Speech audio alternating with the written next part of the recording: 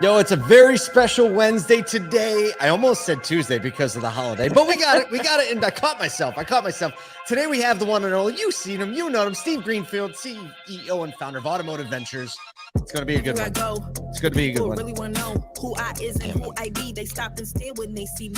Get the Wednesday bounce. It doesn't feel like midweek because of the holiday. I'm all off, man. I know. My wife was like, "Is it Tuesday or Thursday?" And I was like, "Maybe it's Monday." I didn't like yesterday. Just happened. Yeah, it's crazy. So I think more dealerships closed this 4th of July than in the history of 4th of July's because of the inventory issue. We were talking to a dealer yesterday and he was like, yeah, we're closed. It's for our families. He's like, it's not like we're going to like unload some ground stock, you know?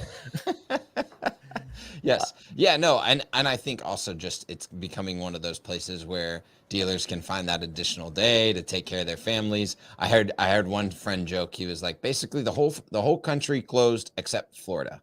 Right, which is just normal. It's true. For Florida. It's true.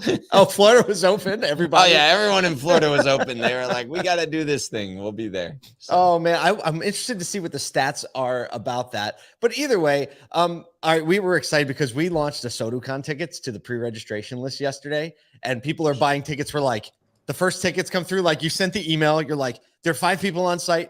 30 seconds later, it's like tickets purchased, right? So it's always fun to see go from like concept to synthesis to like people are actually coming now. Like now we're really doing, I mean, we were really doing it before, but now that people are coming, it's this new like weight of obligation. Like, oh man, we better have everything just right. But if you're on the pre-reg list, check your inbox, check your spam if you didn't get it, or just shoot us an email at crew@asotu.com. We'll make sure you have the opportunity to register. But later this week, we're going to make general announcement, launch tickets to everybody.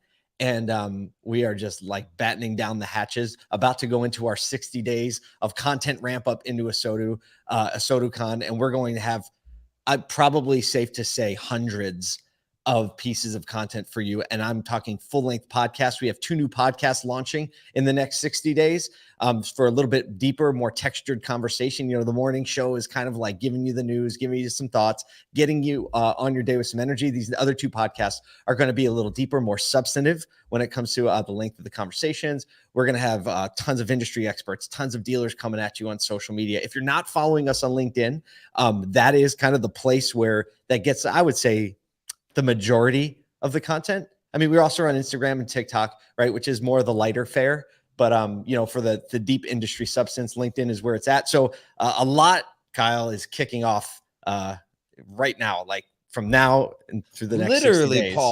Literally, Paul, right now, because speaking of really smart people in content in the automotive industry. We've never introduced somebody with a segue. That was crazy. That was a whole new thing. We are really excited to be joined by Steve Greenfield, Automotive Ventures. You see him on the screen if you're hanging out. Steve, welcome to the morning show. To the Automotive. I even got some MC Hammer this morning. That was great. Great way to wake up. It's a good day. Well, listen, speaking of getting whatever you get in the morning. Stop. Segue. Time. All right. There we go. I like how in this screen format, MC Hammer's like dancing right on Steve's face. Right on my head. Yes, exactly. But we were talking before the show and before you came into the stream, and we would like to start off the show understanding a little bit more about really intense questions. Very intense. Only the hard-hitting stuff first thing in the morning. What does your morning routine look like? You're someone that gets so much done in a day, and it seems like you're everywhere. And we joke about like having a dozen email addresses that we have to manage. What is your morning routine? Well, I hate to say it, like I'm not a morning person. You know, I'll work until midnight or 1 o'clock typically, but mornings are not my time. And I also hate to admit, I've got 8 cats in the house. All of them are rescue cats. So I literally spend the first like 45 minutes when I wake up. It's cat time. You know, it's making sure everyone's fed, everyone has water, cleaning litter. And, you know, it's my time to like go around the house and see all the cats. So it's literally there like, you go. It's a practice in automotive industry, right? It's like herding cats in the morning so that you can herd cats the rest of the day. Right? I'm quite literally herding cats in the morning. That's the first thing I do for the first like 45 minutes. So you say you don't have a morning routine, but that's probably the most unique morning routine I've ever heard in my life. And I can see it like like a Zen kind of thing. Like it's kind of simple tasks, right? You spend your life in mental complexity, right? It's like the cats do the same thing every day. They need the same thing every day. Right? Well, that's great. That's amazing. Just 8 cats in the morning is Steve Greenfield's morning routine. So that wasn't at all what I was expecting. There we at go. all. There But I we was go. expecting like 10 pages of something and like 30 minutes of like you standing in tree pose, in a sauna. Yeah. Nope. No, it's Taking cat care of time. 8 cats. All right, let's talk about like real business for a second. So your monthly intel report, automotive intel report, is read by thousands and thousands of people across the industry. We wait for it to drop in our inbox, and then we usually start texting each other about it, within an hour of it dropping, like, oh, did you see this? And we saw this month, and we're like, we have to see if Steve will come talk about it on the show. It's always great. But this month, I think the opening just kind of hit us a little bit harder. So let's start by you just giving a brief summary about what the report is, like why you started doing it, why you're keeping doing it. And then we'll get in. We have 5 things we want to talk about from it. That's great. Well, thanks, guys. I always appreciate the time with you and appreciate making time for me to be on the show today. And yeah, the latest July version I did drop at the beginning of this week. So it's available at automotiveventures.com if anybody wants it, and it's free. It'll always be free. So the idea was 2 years ago that I started publishing this monthly report and figuring that I was going to try to generate content that would be helpful to the entrepreneurs in the space and help them understand which transactions are taking place, who's buying what valuations are being paid, et cetera. And then I found very quickly that there was a greater appetite than just entrepreneurs. And we have a whole bunch of entrepreneurs that really rely on it for the various frameworks we provide. But, a lot of car dealerships were starting to subscribe. I was like, oh, that's pretty interesting. And I think they want to make sense of like the cluttered landscape of all the vendors out there and stay abreast of like new technologies that are coming out, right? They're also interested and intrigued with like who's getting exits, et cetera. And it's always, I think, frustrating to dealers when they see a big exit from a company where they were an early adopter. And then the last segment I would say is like the investors themselves started to tune in, and I started to see more subscribers from venture capitalists and private equity folks, and even corporate venture capitalists who again are starting to look at the automotive space. And the good thing we've had over the last couple of years is a lot more people paying attention to automotive and automotive tech than in the past. I mean, we were always kind of stigmatized with saying there wasn't a lot of technology being applied to automotive. And I think quite the contrary is true now. There's definitely some archaic business practices that need to evolve. There's no doubt.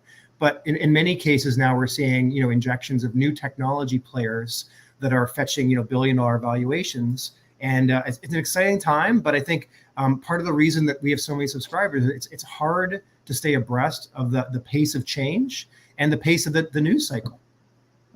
Yeah, it absolutely is. And I love, earlier this year, you kind of broke it into dealer tech and, the retail automotive kind of stuff. And also now the mobility index, right? And they're running at the same pace at this point. And at some point, I think they're going to start to merge together a little bit more, but right now they're running parallel paces. And so I'm interested to see over the next year how you kind of watch those kind of come into each other, because I think there's going to be a neat fold. And I think some of the things that we're going to talk about today, even just the way you're kind of crafting the conversation with a lot of how you lead this within your opening remarks, are kind of watching like that forward thinking forecasting of how all of these things start to lay in as the fabric of automotive kind of shifts and changes.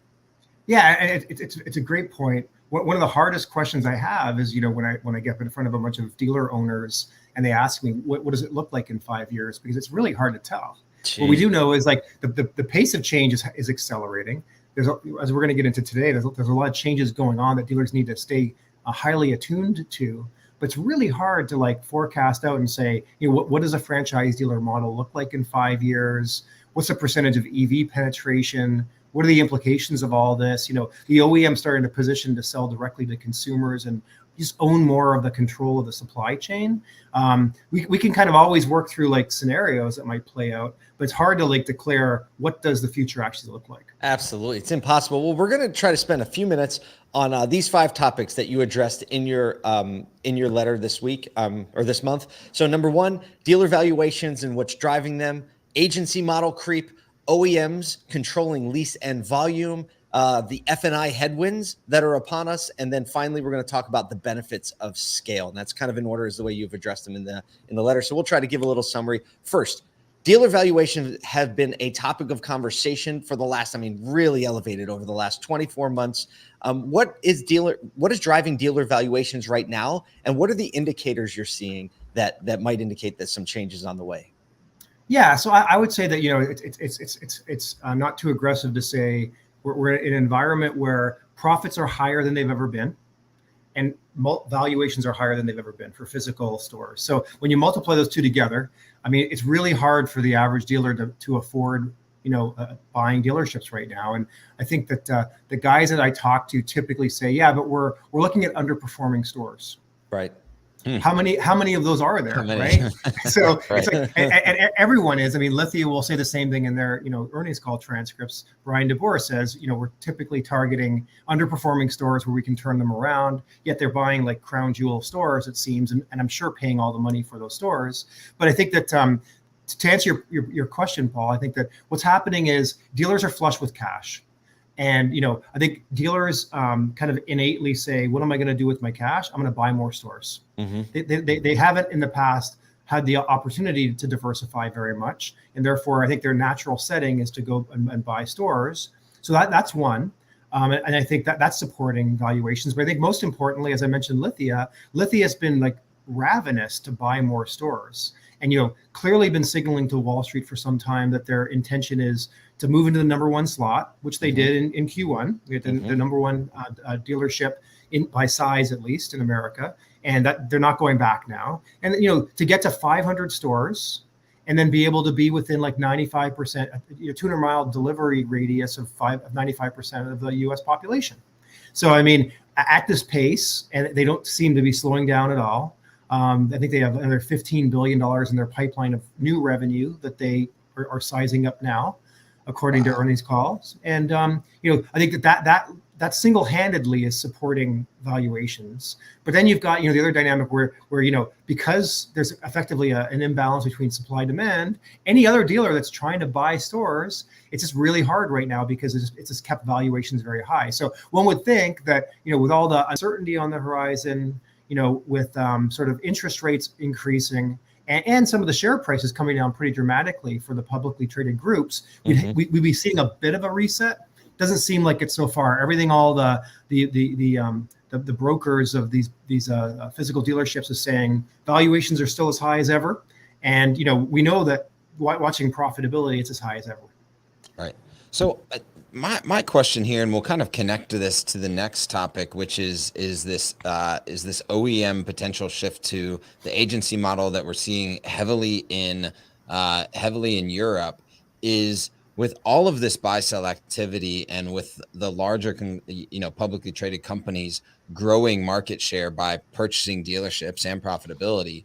What is their perception of this shift to a potential agency model, and how leveraging purchasing other brick and mortar rooftops actually sets them up for this potential agency model? Because my perception is the single 1, 2, 3 rooftop groups probably have the most kind of eyes alert for the agency model, but it seems like there may be something that this has kind of a play to make sure that they're hedged against any disruption in the franchise model. And how are those how is that buy sell activity looking at this future of potential agency model?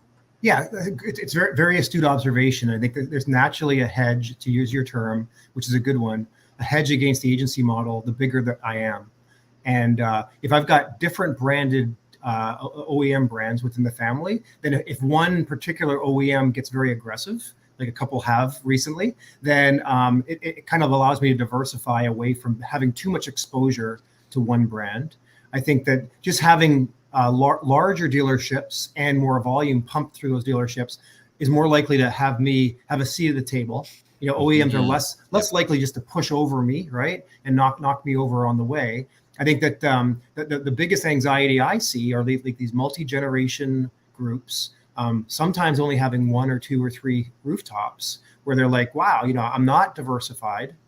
And if one or more of my OEMs decides to push for this model, It's going to have a huge effect on me. And, you know, they're hoping to pass this on to the next generations, right? It's not a private equity backed group that wants to get out in 5 years. They have a much longer time horizon. And I think that's where it's creating the most angst. But yeah, the natural hedge is can be accomplished through scale and having a bigger potential seat at the table. And, you know, as you're larger, I mean, the OEMs in some cases are going to be like kingmaker. They're going to decide the dealerships that they want to invest in the most. And it's likely going to accrue to the largest dealerships, which happen to be the public groups in most cases. Do you think there's a benefit to like just being a great operator? Like say, you know, a family-owned Ford dealership. Ford obviously is one of the ones being the most aggressive in the agency model space, or at least talking about that and what we're going to talk about next as far as lease end volume. How much do you see like being just an amazing operator playing into that? If you don't have size, like, does that bring a lot of value to the OEM? Yeah, tons. I mean, if you're an amazing operator, typically you're gaining market share and getting bigger and bigger, and therefore having more of a seat at the table. It doesn't help anything with the exposure to one particular OEM.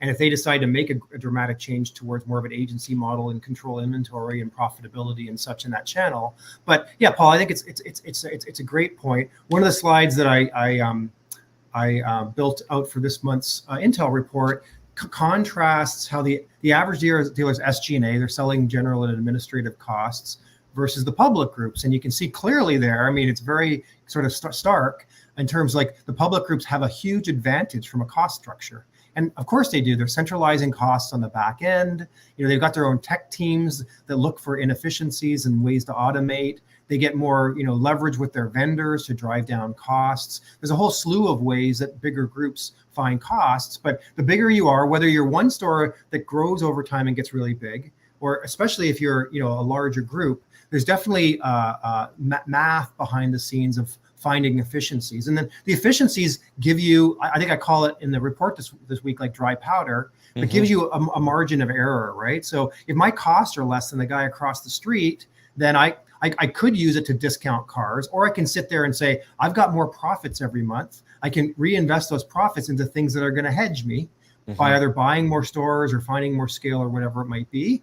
And I think that it's a natural kind of hedge. Scale is a natural kind of hedge, because not the least of which is you take out costs, operating costs, and centralize operating costs. You know, I'm looking at that slide right now. I wish I had a way to throw it on the screen, but it says the NADA average is 71%. And then the other six that you list, the highest one is Group 1 at Penske at 66%, 66.7. But like AutoNation is 58.1%, as opposed to the average of 71%. So that's a vast amount of resources available because of the scale and efficiencies of operation. That's pretty amazing. And all of that flows through to the bottom line, right? And is that thus, you know, additional profit that they can use for whatever purpose that they want. All right. So as we're talking about that, we kind of touched on a number of things, because I think it's an indicator that all of these issues are so intertwined, and we talked about this merging together. Let's talk about the OEMs controlling lease and volume. When Ford announced that when you lease through Ford Credit, you can no longer buy the vehicle off lease. Ford is going to absorb that back into the Ford ecosystem, largely citing battery material concerns. I'd never even thought of or heard of or even thought that anybody would ever do something like this. What's your perspective and take on why it's coming up? Obviously, the battery materials being one, but what are the other complexities that you see playing out here? Yeah, so it wasn't lost on me that like about 2 months ago, Tesla announced the same thing. Yeah. So, you know, I don't think that was cited too much in the press. Obviously, no, it wasn't. When Ford does it, it affects the dealers, and we hear about it on the front page of Automotive News. But I mean, I think that it's a very interesting move, right? And a bit of a head scratcher for me until you start to think about it, and you're like, okay, well, one is, and you sort of ostensibly they said we're going to be able to reclaim the batteries, because there is this worry. I know you've talked to Brian Benstock about this. You know, China controls a lot of the rare earth minerals. And, you know, we're going to be beholden to international players as, you know, EV penetration increases, driving up the inputs, and they're trying to figure out how do we get independency from like some of these, you know, battery suppliers and the raw inputs. Like that's definitely one of the dynamics, no doubt. I mean, to reclaim all those battery inputs and not have to worry about mining additional materials makes sense to me. But I think there are other things, right? So one is we're going to see a proliferation of a whole bunch of new EV models. And when I was at TrueCar, we owned ALG, which does most of the residual value forecasting. It's really hard when a new model comes out to forecast what it's going to be worth in 3 years. And that's what a lease is predicated on, that residual value. And given we're going to see all these new EVs, they're all not going to be as hot as an F-150 Lightning or a Hummer. Right. So some of them are going to be duds, and the OEMs are going to have a heck of a time setting residual values on new EVs. And by not letting them come back into the secondary market, they're going to be able to control for that and effectively price the payment on the vehicle wherever they want. So that's number one. Number two is, it's not lost on me that GM's launched Car Bravo, and Ford's launched Blue Advantage, and they're setting up their own secondary marketplaces. And now they're going to have supply that no one else has. There will be unique vehicles that come back that the only place to get them could potentially be on these other competing OEM-owned secondary marketplaces. And who knows if the dealers will have a crack at buying these vehicles at all. Mm-hmm. They may go directly to the consumer from Ford on these third-party marketplaces that are owned by the OEMs. So I think that's pretty interesting. And then I think the other thing that I mentioned, I think it's frustrating for the OEMs to see this current dynamic where cars are coming back at $5,000-$7,000 over residual value. And who makes money in that case? Well, the consumer, hopefully. If it's an unsuspecting, unaware consumer, the dealer makes a ton of money because they can just wholesale the car right away. But definitely the OEM doesn't have a sort of call option on making that additional money right now. Mm-hmm. And it's got to be very frustrating for the OEM. So that can cut both ways, because they could definitely misprice the residual value and be underwater by thousands of dollars. Oh yeah, we've seen lots of that. There's lots of that in the past, and they will be taking that risk if they buy back every car. But I think this gives them a lot more flexibility to control the secondary market. What's interesting about this is that there have been a lot of people to kind of talk about just the way that, and I talk about it a lot, the way that phone technology, phone renting, and the way that service and software and hardware linked to like a person's mentality on the monthly payment or like ownership, and how that might shift. A similar type of shift might happen in automotive, to where we think about cars as 2 to 3 year items that we're never in a purchase mode because technology is moving so fast.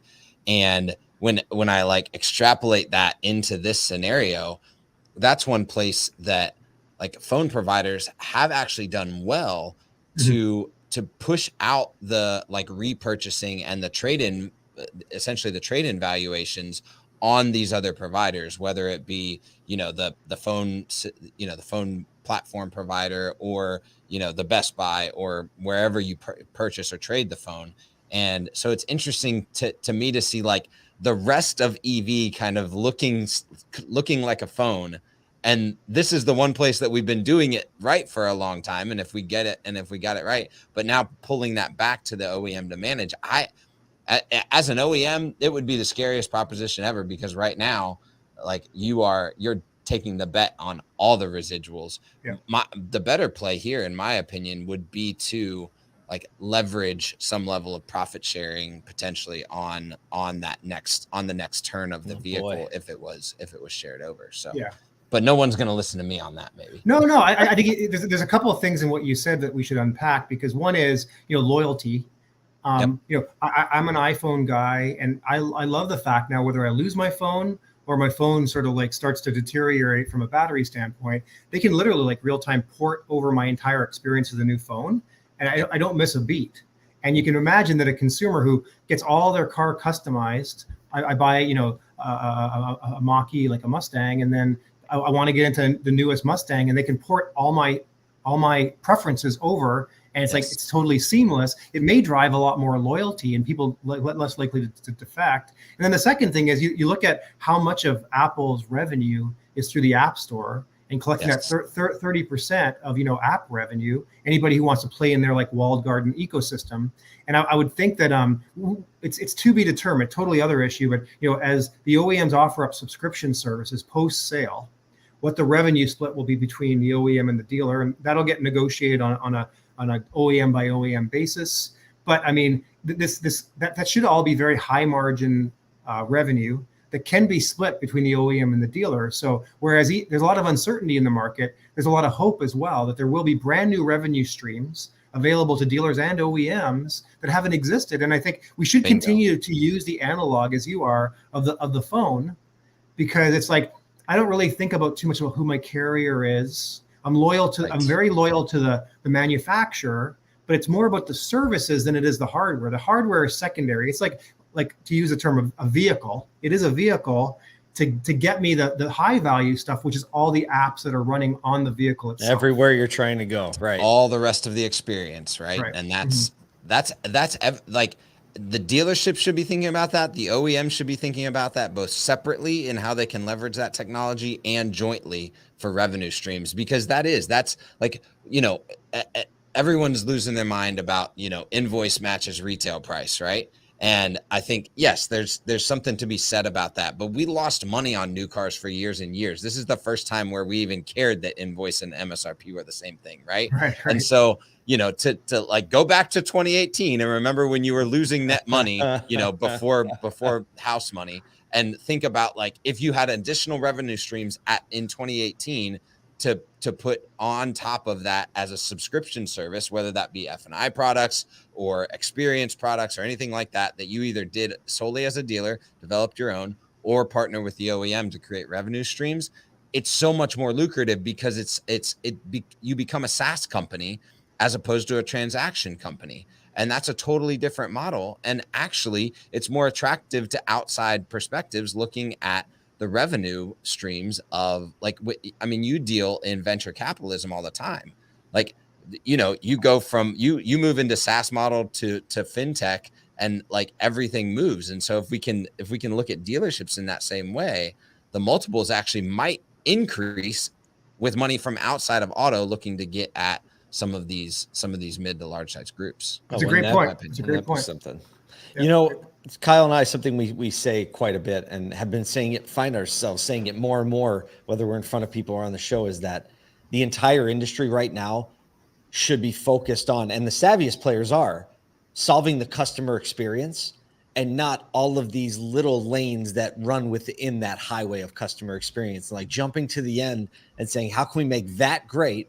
Because we know that there's money to be made and there's value to be had and there's loyalty to be had when we're solving for the customer experience. So like all of this, and I know some people might be listening, but like, all right, you're flying way up in the clouds right now. It's kind of the nature of like focusing on future and technology, right? Like we get to say, well, in 5 years, not so much like a politician would be like, by the year 2040, we're going to do this. Who's with me, right? I'll be retired or dead. Right? It's a little different than that. The last thing I think we have time to cover before we go, you mentioned F&I headwinds, or I call them headwinds. Things that are happening in F&I, whether it's regulation or OEM control, online selling, that are going to change the game and are changing the game. That has been a very staple of the profit center, especially of used car departments, but new car departments as well. What do you see shifting and going on right there? And what would your advice be to like the F&I manager today? I want to bring it back down to the ground for a minute. Yeah, sure. So, pay attention to, this news around the Federal Trade Commission, the FTC, and what they announced last week, right? So there was a lot in that. And I think, we need more smart industry people to kind of unpack it and opine, because the document itself is very heavy and very long. But at a high level, we saw with Trump coming into power, the CFPB, which up until that point was kind of warning, hey, they were going to like cap dealers' ability to make profit off finance, and they might start looking at F&I products, et cetera.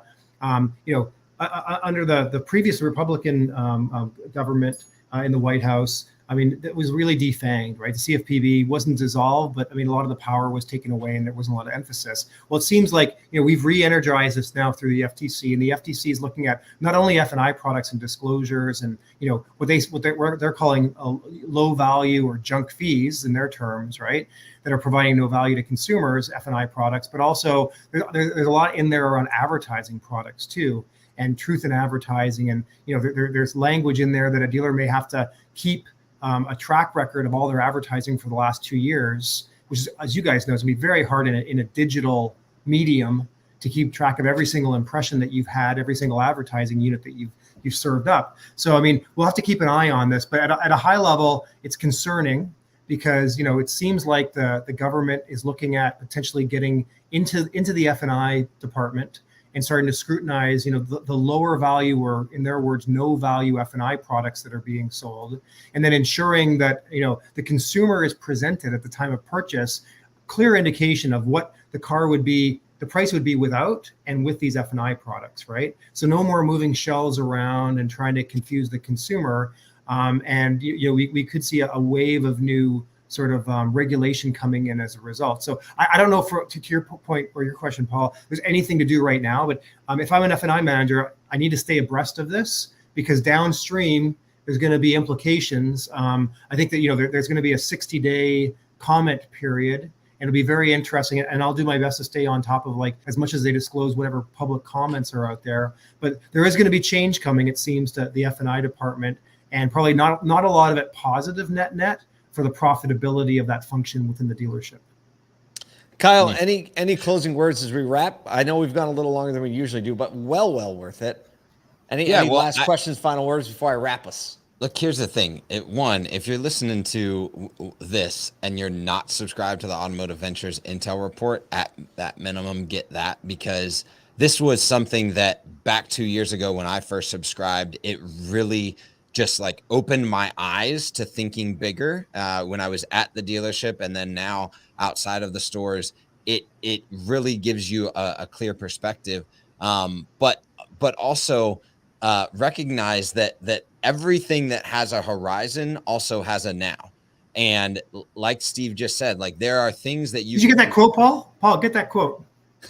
Oh, we got it all. That's Everything a good one. that horizon also has a now. Yeah. So the idea is you can look out on the horizon and pull it back to what you have to be doing now to start thinking about the horizon and activating your business mentality, because car dealers, software providers are great business operators. We're not discounting that fact. And so approach new business mentalities, new horizons with that same great energy and momentum that you have always as dealers and industry partners. And that will keep us sustaining, and not just sustaining, but thriving in this industry. Steve, parting word from you. We're just dropping gems. Well, Kyle, I don't know that I could actually add anything. I think that, dealers need to be on their best game and stay highly attuned to what's going on.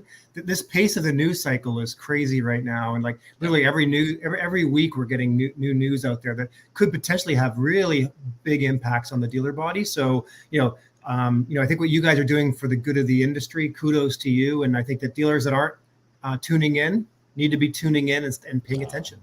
Well, thank you very much.